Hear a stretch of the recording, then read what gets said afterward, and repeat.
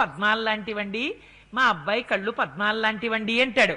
ఊనషోడశ వర్షోమే రామో రాజీవలోచన. అటువంటి వాడు ఆ రాక్షసులతో యుద్ధం ఎలా చేస్తాడు? నీ కొడుకు కళ్ళు పద్మాల్లా ఉంటే నాకేమిటా ఇబ్బంది? నీ కొడుకుని నాకు ఇమ్మనాలి విశ్వామిత్రుడు. ఆయన ఇస్తానన్నాడు, ఇవ్వనన్నాడు. నా కొడుకు కళ్ళు పద్మాల్లా ఉంటాయి, నా కొడుకు కళ్ళు పద్మాల్లా ఉంటాయి అంటాడు. ఎందుకని? పద్మాల్లా ఉన్న కళ్ళున్నవాడు కాబట్టి పద్మాలు ఏం చేస్తాయి? సూర్యాస్తమయం అయిపోతే బుడుచుకుపోతాయి, సూర్యకిరణాలు పడితే తెరుచుకుంటాయి. మా అబ్బాయి ఏం చేస్తాడు? ఏడయ్యేటప్పటికీ చదవరా అంటే బాబర్ చక్రవర్తి కొడుకు హుమయూన్ అని ఇలా కళ్ళు పడిపోతుంటాయి.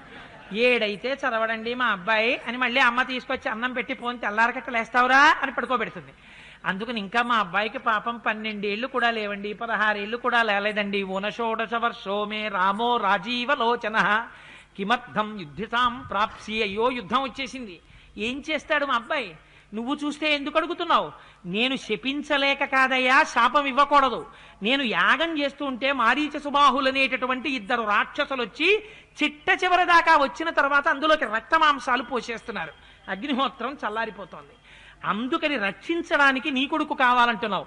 వాడికి పాపం చీకటి పడితే కళ్ళు పడిపోతాయి, చీకటి పడితే యుద్ధం రాక్షసులు బాగా చేస్తారు, వాళ్ళ మీద వీడేం యుద్ధం చేస్తాడు?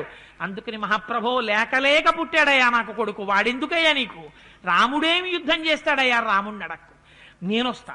నా దగ్గర ఎన్ని అక్షౌహిణీల సైన్యం ఉందో చూడు, చతురంగ సైన్యం ఉంది, ఇంత పరాక్రమం ఉంది. నేనొచ్చి యుద్ధం చేస్తాను. యుద్ధం చేసి నీకు ఆ రాక్షసులిద్దరినీ నిగ్రహిస్తాను. పోనీ కాకదే కాదు, రామలక్ష్మణులు కావాలంటావా? రాముడిని కూడా తీసుకెళ్ళు, కానీ రాముడితో నన్ను తీసుకెళ్ళు. ఏమనాలి?